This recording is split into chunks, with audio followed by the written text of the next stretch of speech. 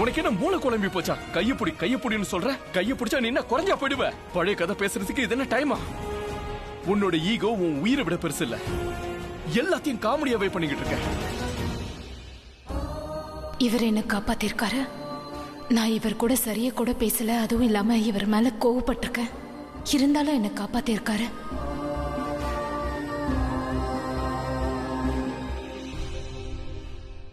ஆச்சரியமா இருக்கு. மேடம் ஏன் வெறுக்கிறாங்கன்னு தெரியல. அட, யாராவது பாஸ் கிட்ட இப்படி பேசுவாங்களா? யாராவது பாஸ் கிட்ட இப்படி பேசுவாங்களா சொல்லு? உள்ள போயிடுச்சுல. வேலையை விட்டு தூக்கிட்டாங்கன்னா? தூக்க மாட்டா. இல்ல காசுல ஏதாவது கை வச்சிட்டாங்கன்னா? பணத்தெல்லாம் கட் பண்ண மாட்டா. இங்க பாரு அபி, இப்படி எல்லாம் நடந்துக்க கூடாது. இவ்வளவு ஆட்டிடியூட்லாம் வேலையில காட்டக்கூடாது. இது ஆட்டிடியூட்ல செல்ஃப் ரெஸ்பெக்ட்னு சொல்லுவாங்க. செல்ஃப் ரெஸ்பெக்டால நம்ம தலை நிமிர்ந்து நிப்போம் தான். ஆனா வேலை செய்யற இடத்துல நம்ம தலை குனிஞ்சுதான் பண்ணுக்கணும். உன் ஃப்ரெண்டுக்கு கொஞ்சம் சொல்லுப்பா. சதீஷ் அண்ணன் ஏற்கனவே மூடு சரியில்லை. இப்ப லெக்சர் கொடுக்காதீங்க. அபிய மூட மாத்துறதுக்கு தான் கேரம் விளையாண்டுட்டு இருக்கான். மறுபடியும் நீங்க வந்து டிஸ்டர்ப் பண்றீங்க. அது மட்டும் இல்லாம அவன் ராணியை ஜெயிக்கட்டும்னு. ராணியை நினைச்சனாலதான் இவனுக்கு பிரச்சனையே வருது. யாரால பிரச்சனை வருதோ நாம அவங்கள பத்தி யோசிக்கவே கூடாது. மேடமும் ராணியை விட ஒன்னும் குறைச்சலும் இல்ல. நீ மேடத்தையே திட்டினதா கேள்விப்பட்டேன். இங்க பாருங்கண்ணே, நீங்களும் திட்டு வாங்க போறீங்க. தயவு செஞ்சு அவனை விளையாட விடுங்க. அடிங்கண்ணே. ராணி விழுந்துருச்சு. ஓடு, விழுந்துருச்சு. பாத்தீல சபானா, நீ அண்ணன் ஸ்டைல பாத்தீங்கல்ல. இதோ ராணி. சதீஷ் அண்ணன் நம்ம தலையெழுத்து மோசமா இருந்ததுன்னா அதை நாம தான் சரி பண்ணணும். அது ராணியா இருந்தாலும் வேற எதுவா இருந்தாலும் சரி. இனி ராணி எனக்கு சொந்தம். லைஃப் ஒன்னும் கேரம் போர்டு கேம் கிடையாது. இந்த பாக்கெட்ல போடலாம்னா அந்த பாக்கெட்ல போடுறதுக்கு. வேலையா பாரு. புரிஞ்சுதா? சதீஷ் அண்ணன் நீங்க வேலை பார்க்க சொன்னீங்க. நான் வேலை பார்த்துட்டேன். என்ன வேலை சொன்னீங்களோ அது செஞ்ச. அதனால வேலை உங்களோடது. வேலை செய்யற விதம் என்னோடது. புரியுதா? உன்கிட்ட நாளைக்கு காலையில பேசினாதான் சரியா இருக்கும். Good night. இப்ப நானும் குட் நைட். அட, நீங்க எங்க போறீங்க? வீட்டுக்கு போவோம். வேற எங்க போறேன்? வீட்டுக்கு போய் என்ன பண்ண போறீங்க? அதான் வீட்டுல யாருமே இல்லையே. தனியா உட்காந்து என்ன பண்ண போறீங்க? எல்லாருமே பக்கத்து வீட்டு கல்யாணத்துக்கு போயிருக்காங்க. அதுக்குதான் வீட்டுக்கு போறேன்னு சொல்றேன். நிம்மதியா தூங்கி காலையில எழுந்து மறுபடியும் வேலைக்கு போவேன். அது சரி. நாங்க வேலைக்கு போகணும்னு சொல்லும் போது மட்டும் நீங்க இன்னும் கொஞ்ச நேரம் விளையாடுன்னு சொல்லுவீங்க. அட, நீங்க புரிஞ்சுக்கலப்பா. என் பாஸ் இருக்கே, அது ரொம்பவே சிடுமூஞ்சி. என்ன சொல்றீங்க? சாட்டர்டே ஃபுல் நைட் உட்காரலாம்ப்பா. எப்படியும் சண்டே லீவ் தானே. இதுவும் சரிதான். Good night. இந்த 20 காயினை நீ வச்சுக்க. இந்த ராணிய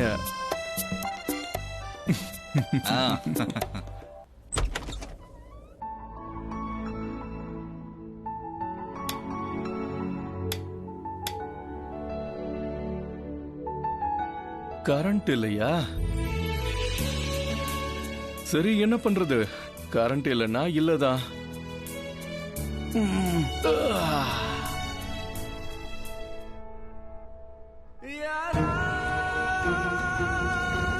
பிரக்யா, கையை கொடு. சீக்கிரம் கையை கொடு. என்ன யோசிக்கிற? கையை கொடு. நான் உன்னை காப்பாத்துறேன். இதே மாதிரி தான் ஒரு தடவை சொன்னீங்க. அதனால நான் நிறைய அனுபவிச்சிருக்கேன். நான் வரல.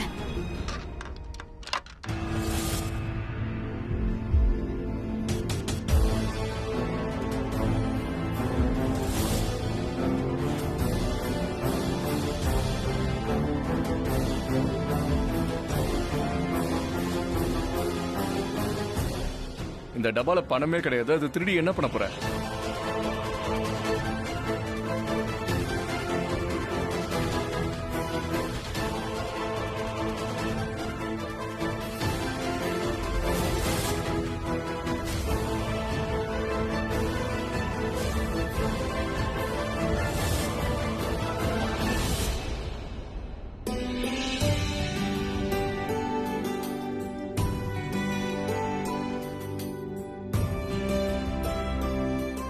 நான் அப்பவே யோசிச்சேன், பாட்டியோட எல்லா பணமும் மருந்துக்கே சரியா போயிடுது. அப்படி இருக்கும்போது பாட்டி எப்படி பணம் சேர்த்து வைக்கிறாங்கன்னு. இப்படிதான் உங்க பெட்டியில பணம் வருதா?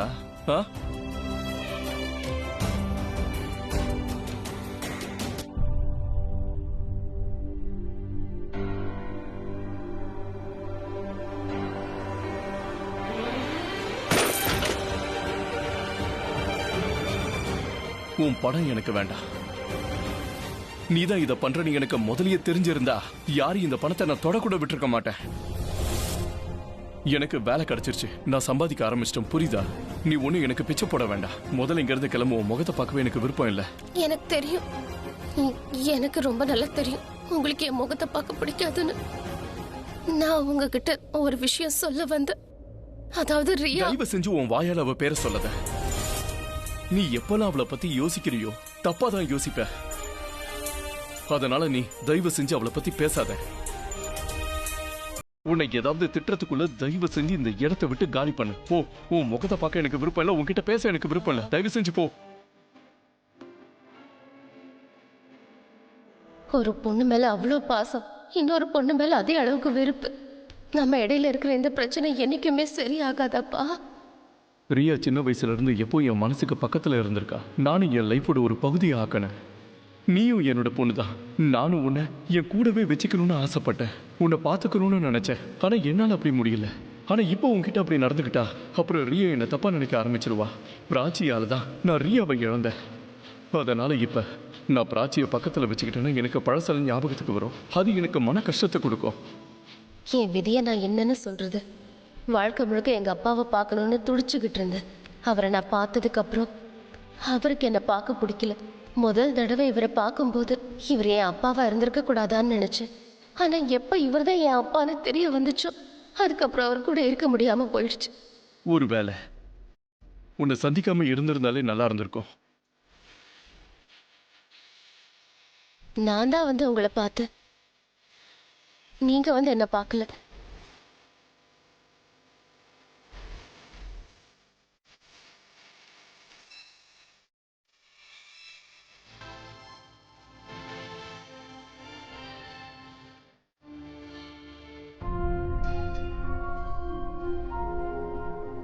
இதெல்லாம் நீதான் பண்றன்னு எனக்கு முதல்லயே தெரிஞ்சிருந்தா யாரும் இந்த பணத்தை நான் தொட விட்டுருக்க மாட்டேன். அப்பாவுக்கு வேலை கிடைச்சது நல்லதா போச்சு. வேலையில பிஸியா இருந்தா ரொம்ப கம்மியா யோசிப்பாரு. அதுக்கப்புறம் குடிக்கிறதும் குறைஞ்சிரும்.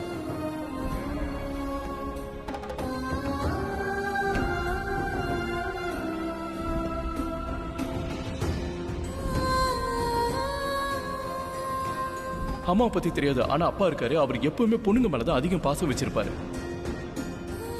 எனக்கு வேலை கிடைச்சிருச்சு, நான் சம்பாதிக்க ஆரம்பிச்சிட்டேன். ஒரு நல்ல செய்தி ஒரு கெட்ட செய்தி ரெண்டும் கொண்டு போறேன். நீங்க என்ன பார்த்துட்டீங்க. இனிமே உங்களை பார்க்க வர்றதுக்கு நான் மறைஞ்சு மறைஞ்சு வர வேண்டிய அவசியம் இல்லை. Send me the copy. Sure. இன்னைக்கே நீ என்ன வேலையை விட்டு தூக்கணும்னு நினைச்சா கூட குறைஞ்சபட்சம் 1 மாசம் நீ என்ன பொறுத்துதான் ஆகணும். உனக்கு என்ன மூளை குழம்பி போச்சா? கையப்புடின்னு சொல்ற. கையை பிடிச்சா நீ என்ன குறைஞ்சா போயிடுவ? பழைய கதை பேசுறதுக்கு இது என்ன டைமா? உன்னோட ஈகோ உன் உயிரை விட பெருசு இல்ல. நான் செக் பண்ணிட்டு சொல்றேன். பாய். நீ எங்க போயிருந்த பிரக்யா? ரொம்ப நேரமா ட்ரை பண்ணிட்டு இருக்கேன். உன் போன் வாய்ஸ் மெயிலே போயிட்டு இருக்கு. அவர் நம்ம ஆபீஸ்ல வேலை செய்யறாரு. He is working as my personal assistant. அவரோட ஒர்க்கிங் கான்ட்ராக்டையும் படிக்காமலே நான் சைன் பண்ணியிருக்கேன். எப்ப அவர் தான் தெரிய வந்ததோ அப்பவே நான் வேலையை விட்டு தூக்கலன்னு நினைக்கிறேன். ஆனா he is still working for me. எனக்கு எதுவுமே புரியல. நீ யார பத்தி பேசுற? யாரு உனக்காக வேலை பாக்குறாங்க? அபிஷேக் பிரேம் மெஹ்ரா.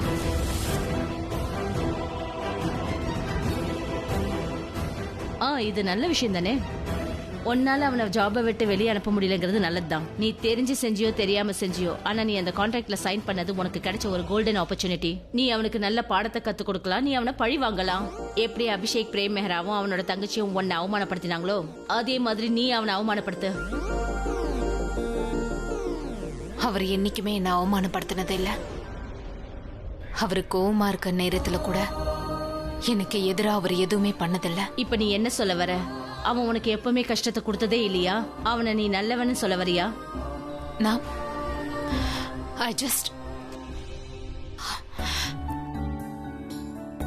எனக்கு யோசிக்க கொஞ்சம் டைம் வேணும். அப்புறம் டீயும் வேணும். நான் ஷகுன் கிட்ட சொல்லி உனக்கு டீ கொண்டு வர சொல்லி சொல்றேன்.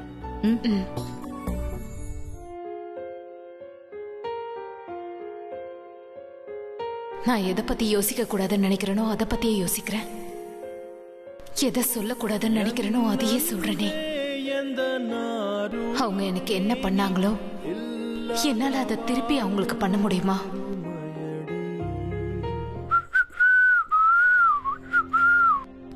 ஹாய். இன்னும் தூங்கலையா? நீயே இங்க இல்லாதப்போ நான் எப்படி தூங்க முடியும்? அதான் முடிச்சிட்டு இருக்கேன். சீஃபை பாத்தியா?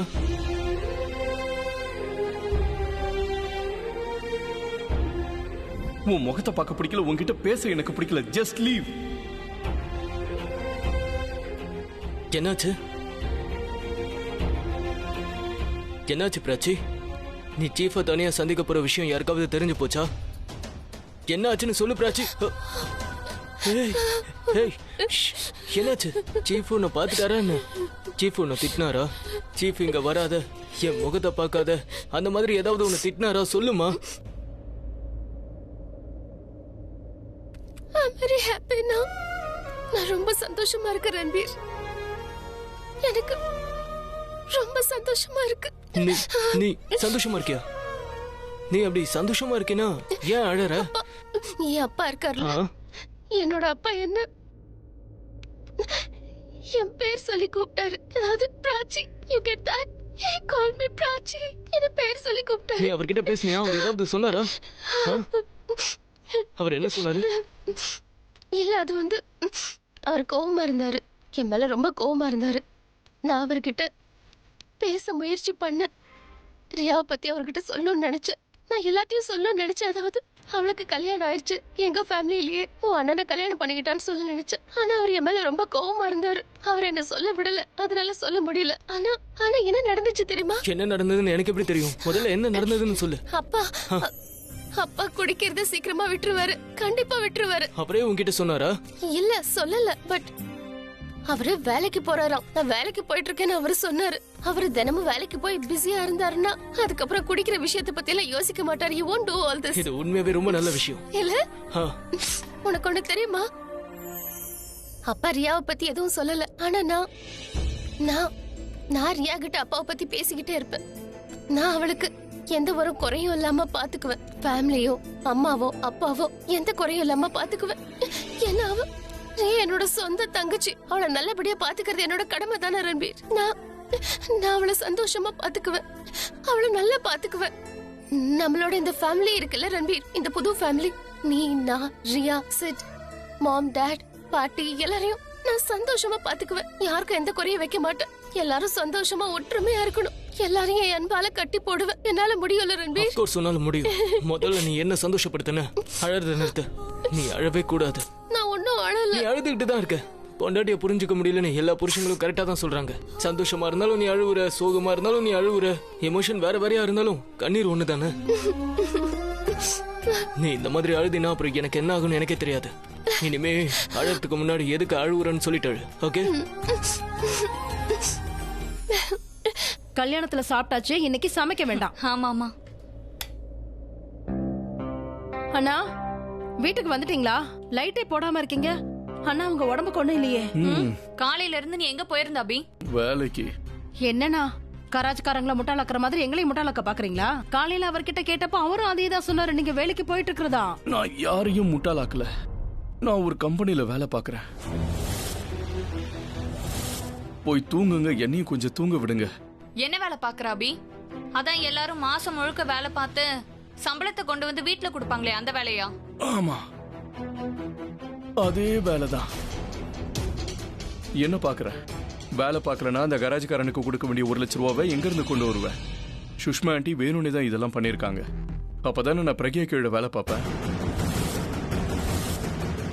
என்ன? நீங்க பிரக்யாக்கு கீழே வேலை பாக்குறீங்க? நான் பிரக்யா கூட சேர்ந்து வேலை பார்க்கணும்னு அவங்க ஆசைப்படுறாங்க. அதாவது அவளுக்கு கீழே நான் வேலைக்காரனா வேலை பார்த்தா எப்பவும் திட்டுறதுக்கு அவங்களுக்கு சௌகரியமா இருக்கும்ல. என் கூட சண்டை போடுறத உங்களுக்கு பிடிச்சிருக்கு போல இருக்கு. டைரக்டா சண்டை போட்டாங்கன்னா நானும் திருப்பி ஏதாவது திட்டிடுவேன்ல. அதனால இந்த மாதிரி வேலைக்காரனா வேலை பார்த்தா காலையில இருந்து சாயங்காலம் வரைக்கும் திட்டுவாங்க. நான் தலை குனிஞ்சுக்கிட்டு கேட்டுக்கிட்டு எதுவும் பண்ண மாட்டேன். எனக்கு தெரிஞ்ச இந்த பிளான் சுஷ்மாவோடது இல்ல, பிரக்யாவோடது. ஏன்னா அவளுக்கு கீழே நம்ம வேலை பார்க்கணும்னு நினைக்கிறா. ஏன்னா அவளுக்கு நம்ம மேல பொறாம. நம்ம ஹஸ்பண்ட் அண்ட் ஒய்ஃபா இருக்கிறத பார்த்து பொறாமப்படுறா. நம்மள பிரிக்க பாக்குறா அவ.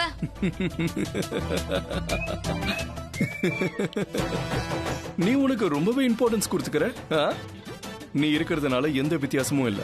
ஹஸ்பண்ட் ஒய்ஃப் பொறாம. ஆனா அண்ணே, அந்த மாதிரி யோசிக்க வாய்ப்பு இருக்கு இல்லையா? இல்ல ஆலியா, அப்படி யோசிக்கிறதா இருந்தா என்ன வேலையை விட்டு தூக்குறதுக்கு அவ முயற்சி பண்ண மாட்டாள்ல. அவ எனக்கு வார்னிங்கே கொடுத்துட்டா, என் பக்கத்துல வராதுன்னு சொல்லிட்டா. நல்ல வேலை நான் கம்பெனியோட கான்ட்ராக்ட்ல சைன் பண்ணிட்டேன். இல்லைன்னா முதல் நாளே என்ன வேலையை விட்டு தூக்கி இருப்பாங்க. கான்ட்ராக்ட் கம்பெனில இருந்து என்ன வேலையை விட்டு தூக்குனாங்கன்னா 1 மாசம் நோட்டீஸ், அப்புறம் 3 மாசம் சம்பளமும் கொடுக்கணும். எனக்கு ரொம்ப பரிதாபமா இருக்கு. பிரக்யாவை பார்த்தா? இல்ல, என்ன பார்த்து எனக்கு. நான் எத்தனை பேரை சமாளிக்க வேண்டியிருக்கு. பிரக்யாவை ஓனரா, சுஷ்மா ஆண்டிய பிளானரா, அப்புறம் அந்த Gautam Thapar as a business partner. அந்த கௌதம் யாருனா? என்னத்த சொல்றது, அவன் ஒரு ஒன்னா நம்பர். அதுல இருந்து பிரக்யா மாடர்னா ட்ரெஸ் போட ஆரம்பிச்சிட்டா, பிசினஸ் பண்ண ஆரம்பிச்சிட்டா. அதனால இந்த மொத்த உலகத்தையும் அவ புரிஞ்சுக்கிட்டு தான் நினைச்சுக்கிட்டு இருக்கா. ஆனா அவ பார்ட்னரையும் அவ சரியா புரிஞ்சுக்கல. அவன் ஒன்னா நம்பர் கிரிமினல் தெரியுமா? அவன் பிரக்யா மேலேயும் தப்பான அபிப்பிராயம் தான் வச்சிருக்கான். ஆனா இந்த விஷயம் பிரக்யாக்கு தெரிய மாட்டேங்குது. அவன்கிட்ட இருந்து விலகிருன்னு பிரக்யா கிட்ட சொன்னேன். அப்படியா? அதுக்கு அவன் என்ன சொன்னான்? மேபி ஐ லைக் him அப்படின்றா. முதல்ல என் பிரக்யா இல்லைன்னு எனக்கு டவுட் இருந்தது. ஆனா இப்ப அவ என் பிரக்யா இல்லைன்னு முடிவு பண்ணிட்டேன். கௌதம் நல்லவன் இல்லைன்னா அதுக்கு என்ன அர்த்தம்? வேணா விட அவனை பத்தி பேசி என் மூளை கெடுத்துக்கணும். இங்க பாருங்க அபி, நீங்க பிரக்யா கீழே வேலை பார்க்கவே கூடாது. அப்ப பாஸா இருந்து வேலை பார்க்கணும்ன்றியா? அப்ப கராஜ்காரனுக்கு யார் 1 லட்சம் கொடுக்கறது? எனக்கு அந்த திருடுற டேலண்ட்லாம் இல்லையே. கத்துக்குடு, நானும் அதே பண்றேன். ஏன் கிண்டல் பண்றீங்க அபி? நான் உங்க நல்லதுக்காக தானே சொல்றேன். அப்போ 1 லட்சம் ரூபாவை எப்படி சம்பாதிக்கணும்னு ஒரு நல்ல ஐடியா கொடு. அண்ணா, நீங்க வேலை பாக்குறதுல எங்களுக்கு எந்த பிரச்சனையும் இல்ல. பிரக்யாக்கு தெரியும் தானே நீங்க எந்த மாதிரி சூழ்நிலையில வேலை பாக்குறீங்கன்னு. அப்படி இருந்தும் கூட அவ உங்களை வேலை விட்டு தூக்க நினைக்கிறா. பவரை காட்ட ஆசைப்படுறா, கீழ்த்தரமா நடத்தவும் ஆசைப்படுறா. கரெக்ட். இப்ப என்ன பண்ணணும்னு நீயே சொல்லு. இருங்க, சரியான டைம் வர வரைக்கும் நம்ம காத்துட்டு இருப்போம். வாய்ப்பு கிடைக்கும்ல, அப்ப அவளை நீங்க மட்டும் தட்டுங்க. அந்த டைம் வரும்போது அப்ப நம்ம பாப்போமே. இப்ப நான் வெளியில போறேன். எங்கண்ணா போறீங்க? குடிக்கத்தானே போறீங்க? குடிக்கலன்னா எப்படி தூக்கம் வரும்? நீங்க ஒரு வேலை பாக்குறீங்களா? பிரக்யாவோட பேரை சொல்லி குடிங்க. அப்பதானே நீங்க நல்லா நிம்மதியா தூங்குவீங்க. அப்ப அவ நடுத்தருவுக்கு வந்துருவா.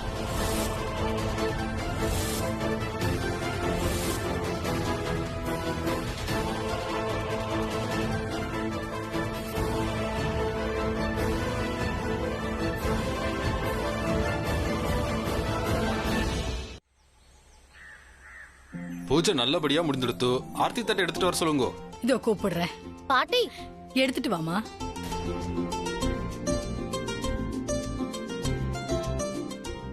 ரன்வீர், சித்தார்த், சீக்கிரம் வாங்கப்பா, இது ஆரத்தி எடுக்கிற நேரம். இதோ வந்துட்டேன் பாட்டி. Good morning. Good morning. வாங்க வாங்க, சீக்கிரம் வாங்க. தேஜி எங்கம்மா இருக்க? இது வந்துட்டேமா. எல்லாரும் வந்துட்டீங்கல்ல? சரி, ஆரத்தி காட்டலாம். பண்ணுங்க பண்டிதரே.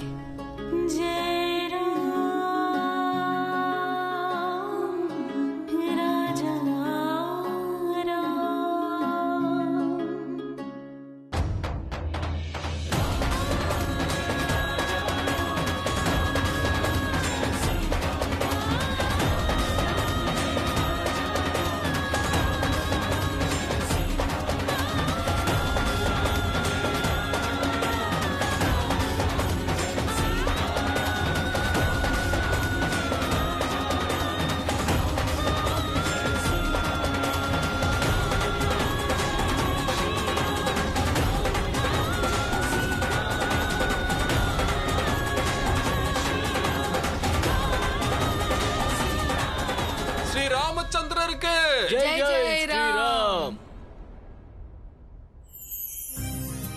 பாட்டி, நீங்க மாத்திரை சாப்பிட்டீங்களா? சாப்பிட்டமா, சாப்பிட்டேன். சித்தி, உங்க Dress ரொம்ப சூப்பரா இருக்கு. Thank you so much. சார், மீட்டிங்க்கு தேவையான எல்லா பேப்பர்ஸ் எடுத்துட்டே, எதுவும் மறக்கலல்ல?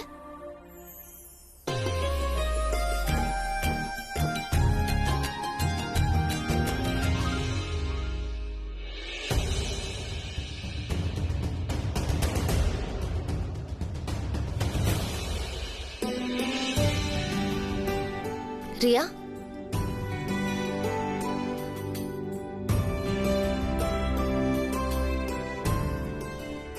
இந்த ஆர்த்தி தட்டை எடுத்துட்டு போய் மாமா காமிச்சிட்டு வா. ஷூர்.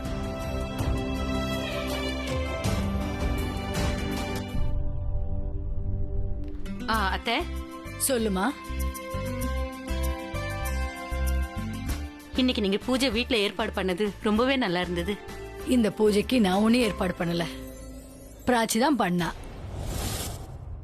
வீட்ல எல்லாரும் ஒண்ணு சேர்ந்ததுக்கு அப்புறம் பூஜை வச்சா நல்லதுன்னு இவதாமா சொன்னா. அப்பதான் கடவுளோட ஆசீர்வாதம் கிடைக்கும். ஓகே காய்ஸ், நான் கிளம்புறேன். அட, டிஃபன் சாப்பிட்டு போப்பா. என்னால டிஃபனுக்குலாம் இருக்க முடியாது, எனக்கு ஒரு இம்பார்ட்டன்ட் மீட்டிங் இருக்கு. நான் இங்க இருந்தேன்னா அப்புறம் மீட்டிங் கேன்சல் ஆயிடும். ஒரு நிமிஷம் இரு. மோஹி. Yes ma'am. தயிர் சக்கரை கேட்டேன், எங்க? கொண்டு வந்துட்டேன் மேம். சீக்கிரம் கொடு. ஒரு வேளையும் ஒழுங்கா பார்க்க மாட்டியா? My favourite. எந்த ஒரு வேலைக்கு போறதுக்கு முன்னாடி வீட்ல இருந்து தயிரும் சர்க்கரையும் சாப்பிட்டு போனா நல்லது. வேலை நல்லபடியா முடியும். I know. தேங்க்யூ. கடந்த 2 வருஷத்துல பிராச்சி உனக்கு தயிரும் சர்க்கரையும் கொடுத்து அனுப்பியிருந்தாள்னா உன்னுடைய எல்லா வேலையும் நல்லபடியா முடிஞ்சிருக்கும்.